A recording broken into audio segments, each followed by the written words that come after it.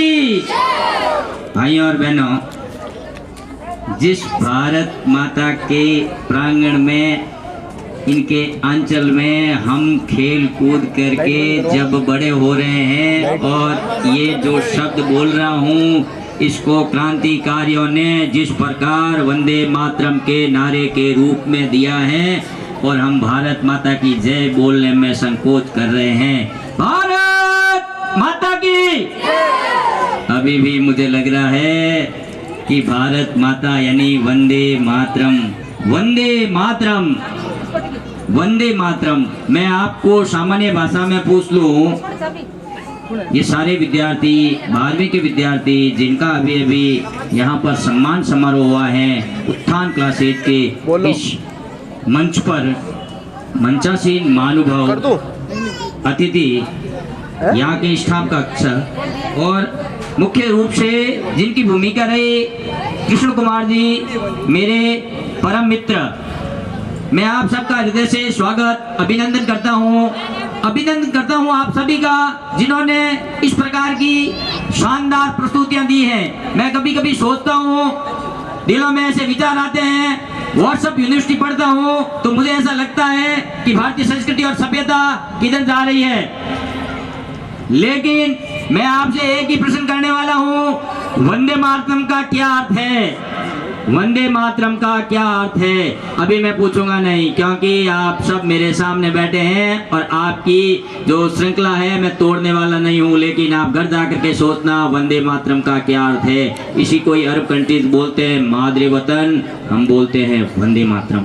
वंदे मातरम, वंदन, उस माँ का वंदन जिस माँ की कोख में हम पल बढ़ करके, हम विकसित होकर के हम बड़े हो रहे हैं, उस माँ की गौरव की गाथा लिखने वाले यहाँ के एक एक छात्र, यहाँ के एक एक छात्र की जो प्रस्तुति है वह संस्कृति और सभ्यता से जुड़ी हुई है।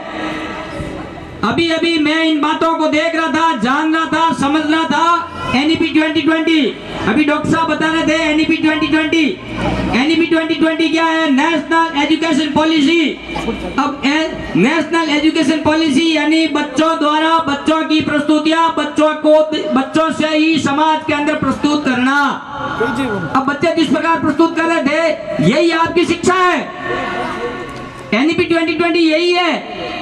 अब इसके अंदर जैसे आपने 11वीं में कोई पाठ पढ़ा होगा, 12वीं में कोई पाठ पढ़ा होगा, कभी आपने कलाम साहब को पढ़ा, कभी विवेकानंद जी को पढ़ा, कभी आपने रामानुजन को पढ़ा, कभी आपने लता जी को पढ़ा, कभी आपने राजस्थान की संस्कृति और सभ्यता पढ़ा, कभी आपने किसी मनु भंडारी का एकांकी पढ़ा, कभी आपने भगत सिंह को पढ़ा, कभी आप लाहौर यूनिवर्सिटी चले गए सच्चिदानंद हीरानंद वात्स्यायन नगर को लेकर के, कभी आप चंद्रशेखर आजाद की घटना के बारे में जानते हैं? इलाहाबाद, प्रयागराज का वालफ्रेड पार्क, उस पार्क का नाम आजकल आजाद पार्क है।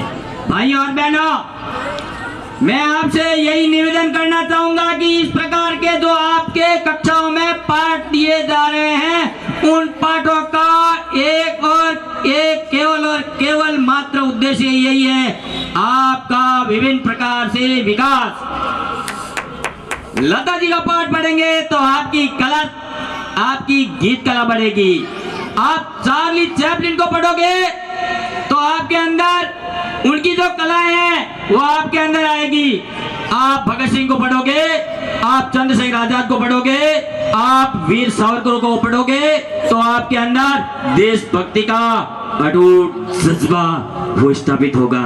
अगर आप B.R. अम्बेडकर साहब को पढ़ोगे, भाई और बहनों याद रखिए, अगर आप B.R. अम्बेडकर साहब को पढ़ोगे तो आपको इस देश की मूल अवस्था जानकारी में आएगी। मेरे देश की क्या स्थिति थी, किस स्थिति को किस रूप में आगे बढ़ाया। आज हम जिस प्रकार उत्थान की बात करेंगे, उत्थान की बात हम सब के लिए जरूरी है। छोटा बच्चा, मैं हमेशा ही कहता हूं कक्षा में, जब से क्लास ले रहा हूं तब से यही कहता हूं, हमारी साइकोलॉजी और फिलोसॉफी ठीक चाहिए। हमारी साइकोलॉजी और फिलोसॉफी ठीक हो गई तो आपकी शिक्षा टिप टॉप है। ये साइकोलॉजी और फिलोसॉफी क्या है? साइकोलॉजी और फिलोसॉफी पर जाना पड़ेगा। कहां से? घर से। घर में क्या है? वातावरण कैसा है? चित्र कैसे लगे हुए हैं? वो तो फिलोसॉफी है, उसका असर छोटे बच्चे पर पड़ेगा।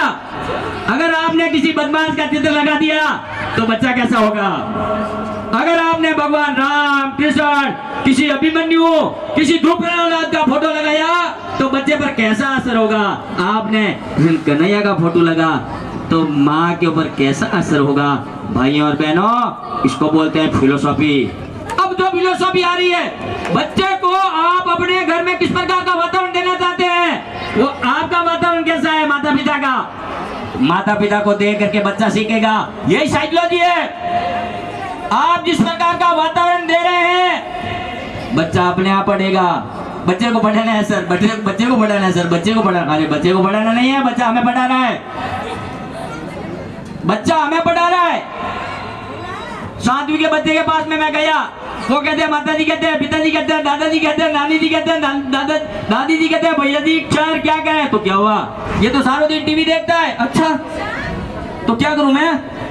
तो क्या आप बताइए हम क्या करें? ये पढ़ता नहीं है। मैंने कहा कोई बात नहीं, आपकी साइकोलॉजी और फिलोसॉफी ठीक करिए। क्या वो कैसे करें? टीवी को क्या करेंगे? बच्चा टीवी आप देखते हैं? हाँ जी। सब देखते हैं? हाँ जी। अरे भाई सब देखते हो तो बच्चा देखेगा बेचारा, क्या करोगे आप? दूसरे दिन उन्होंने टीवी बांध के रख दी।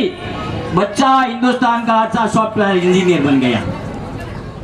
यही है भारत माता की जय, यही है बच्चों की जय, यही है अभिभावकों की जय, और यही है भारतीय सभ्यता और संस्कृति की जय। अगर हमने साइकोलॉजी और फिलोसॉफी ठीक कर ली तो आपको बाहर जाने की आवश्यकता नहीं पड़ेगी।